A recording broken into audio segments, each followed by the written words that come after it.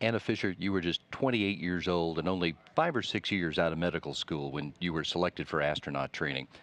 What was it that drove you to apply for that job at that time of your life? Well, it was my dream job. It's what I always had wanted to do since I was 12 years old and listened to Alan Shepard's suborbital flight.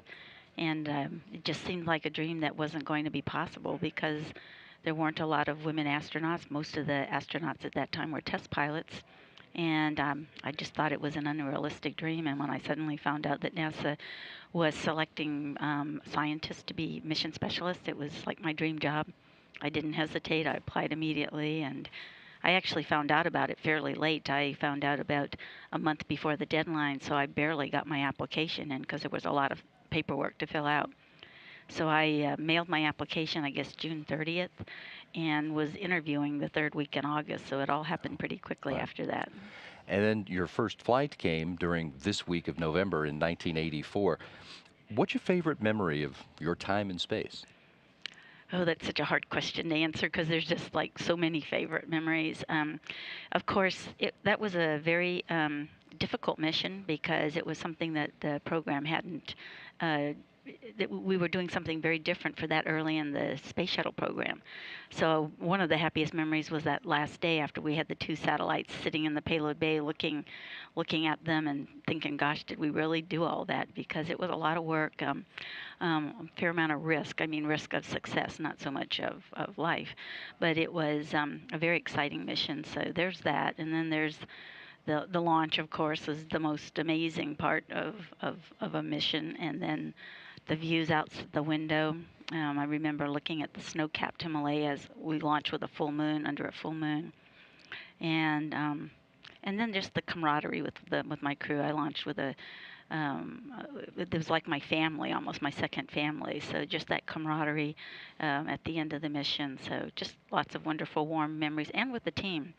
Milt Heflin, who's still here as well, was Right. the lead flight director for our flight. So just that whole teamwork with the ground. Those are, there's just so many memories I could go on and on, but those are a few of the highlights. We put together a few scenes of that mission, and I'd like to ask you to tell us what it is that we're seeing here. And as you mentioned, starting with the launch, what is it like to ride that rocket to space? Well, some people won't remember that they used to have e-tickets in Disneyland, but it was definitely an e-ticket ride. We launched actually on Dale Gardner's birthday. We scrubbed our first day because of the high altitude winds, and I remember Dale Gardner telling the launch director that he promised not to blow out the candles.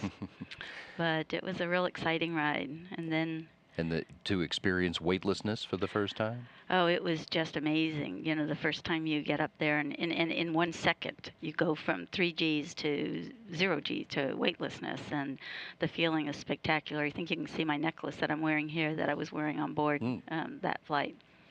Then we launched two communication satellites. This was the Anik satellite that I was the lead for, which we launched for the Canadian government, and it's still up there functioning. And then the CINCOM, which was a communication satellite for the Navy, which Dale Gardner was the lead for, and I was the backup. Now, many people will remember as the highlights of the mission is the fact that, well, I mean, of course, there was the required grabbing candy. Right. Yeah, this is my favorite scene to show when I'm talking to kids. Mhm. Of course, perhaps not so technical, but still a lot of fun. But it makes the point. Yes. Is the fact that you were going after a couple of satellites. Tell us why, quickly, why did you have to go get these? Well, the two satellites were perfectly good satellites, but their Apache kick motors that were supposed to take them to geosynchronous orbit failed like 4 seconds into about a 4-minute burn.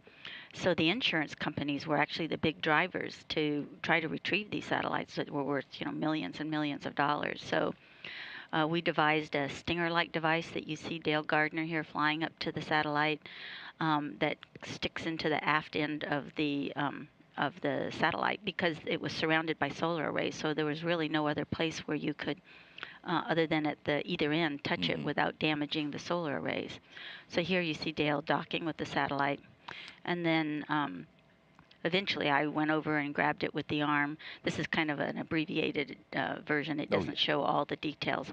But then we brought the satellite down into the payload bay, and we had to attach another device because somehow we had to stick it, attach it to the payload bay so that it would be brought back and not harmed and would not harm the shuttle as well.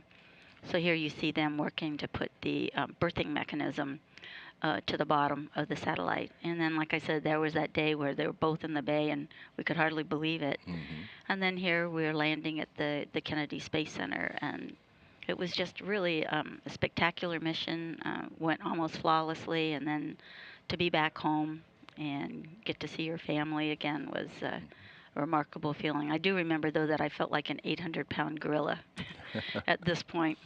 I had some switches that I had to throw in the overhead compartment, which in the simulator I could do in 30 seconds. It probably took me a couple of minutes because I actually felt like I had to lift my arm up to reach the switches. It really is that dramatic, as we've Oh, all heard. I definitely felt like an 800-pound gorilla. Now, you had been assigned to a second flight, but the loss of Challenger, which came after Right. your flight, of course, changed everybody's plans. What was your task? What jobs were you working on in those months after Challenger? Well, we would have been the flight right after Challengers. We were very close to being ready to go ourselves at that point. I was actually the lead for our flight data file, and we used the 2.5 years from the time Challenger flew to when we flew again. I mean, to when Challenger happened to when we flew again, to totally go through our entire flight data file. And we redid our procedures. We made sure everything was correct, and so that was the thing that I worked on in the in-between time till we flew again. And Rick Hauk, who was the commander of 51A, was also the commander of the return to flight STS-26. Now, when you returned to NASA in the mid-1990s after a leave of absence, your job in the astronaut office was more in the International Space Station program. Explain what it was you were doing at that time. Well, when I should say, I took a 7-year leave of absence. It wasn't really planned that way. It just wound up working out that way to stay home and raise my daughters and spend time with them. So when I came back in 1996, the office was very different. When I left, nobody had computers. When I came back, everybody had their own computer. We weren't to laptops yet, but so it was a very different environment, a very different way of doing business. But one of the things that was interesting was there was nobody left who really remembered what the shuttle program was like at the very beginning. And I think a lot of the astronaut office expectations of where the training should be, where the procedures should be, the level of maturity was a little unrealistic. And so I was able to point out that this is what it's like at the beginning of the program. Everything isn't perfect. So I was able to take that experience and be chief of the space station branch as we were developing the procedures, the training, and so forth for the International Space Station. And I consider that one of the most enjoyable assignments I had at NASA. And it's fun now to see the space station up there because we were just trying to figure out at that time how we were going to do it and how we were going to work with our Russian colleagues and the other international partners. So it was a really fun couple of years. And lately, you've been back working here in Mission Control as a CAPCOM, as a spacecraft communicator, which is something that you did in the shuttle program as well. Yes, but it was really different. I was a CAPCOM for STS 8 and 9, which were shuttle flights, and that it's very different because for a shuttle, being a CAPCOM for a shuttle mission, you had a defined team. And you all trained together, the ascent team, the orbit team, the entry teams. And so you all knew each other, you knew the crew. Here it's very different with 24/7 operations. Every position is manned in a different manner. But it's really fun to come back after having been at the beginning of the program and thinking, how were we going to operate? Were we going to have electronic procedures? I mean, the shuttle, we had paper procedures. So it took a while to convince the first couple of crews that we were going to have to go to electronic. It just wasn't going to work since we could not keep books up to date that much. So different things like that. And then the control center is entirely electronic now. So that's a big change from the early shuttle program. So. From shuttle to the space station, you're also today working on the next vehicle, on the Orion spacecraft. Tell me about your job there and what you're involved with. Yes, I'm working on the displays for the Orion vehicle. We have a rapid prototyping lab where we're coming up with our ideas of an electronic procedure viewer that interacts with the Orion displays, and we've been doing evaluations to see how that works. And then we're also making that work and the type of displays, the look and feel of the displays available to some of the commercial crew folks if they choose to want to use it. I personally believe that as we go into this new era of commercial crew plus the Orion vehicle, it would be really nice to have all the vehicles have sort of a common look and feel rather than each vehicle being totally different than the other one. So we'll see if we're successful about that. But this is my third big program, so it's really, I find it fascinating to be at the beginning of a program, like beginning of shuttle, beginning of station, and now the beginning of Orion and commercial crew, just to think about how you're going to do it and then to see how it actually winds up turning out is extremely rewarding. Think about all of them for a second. If you think to the NASA of today and the one that was here when you arrived in 1978, how do you feel about the progress that this agency has made in that time? Well, I mean, it's amazing the progress that was made with the shuttle program. I mean, when I first arrived here, we were inventing the procedures, we were inventing the training, and then to see it become such a efficient training organization, and to see the shuttle flying so smoothly and pretty much on time, with a couple of exceptions, that was definitely not the case in the early days.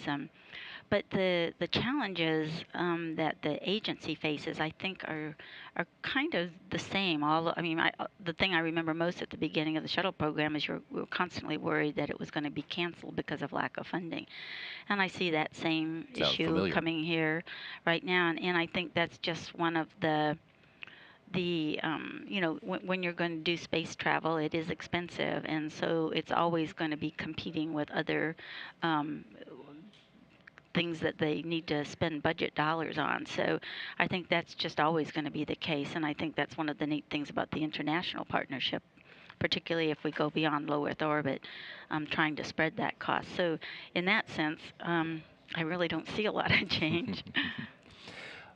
Anna Fisher, thank you for a few minutes and for the memories. It's very interesting to hear about where we've come from. Well, We thank you appreciate so it. much. I really feel privileged. Astronaut Anna Fisher, a veteran of shuttle mission STS-51A, which landed 28 years ago this week.